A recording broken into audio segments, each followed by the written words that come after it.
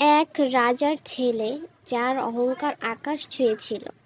তার ধনসম্পদ, ক্ষমতার, ঐশ্বর্যের গর্বে সে ভুলেই গিয়েছিল বিনম্রতা কী। গ্রামের মানুষের কষ্টে দিন কাটছে, আর রাজপুত্র তাদের দিকে ফিরেও তাকাচ্ছে না।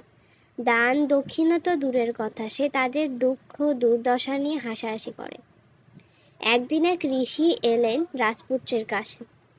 তার অহংকার দেখে ঋষি বললেন, অহংকারের পতন নিশ্চিত। তুই কাক হয়ে আকাশে ঘুরবি, কিন্তু সুখ পাবি না। ঋষির অভিশাপ সত্যি হলো। রাজপুত্র মুহূর্তে এক কাক হয়ে গেল। সে আকাশে উড়তে লাগলো, কিন্তু কোথাও শান্তি পেল না। রাজপুত্র পরে বুঝতে পারল, ক্ষমতার অহংকার কখনো সুখ এনে দিতে পারে না। মন থেকে বিনম্র হওয়ার কোনো বিকল্প নাই।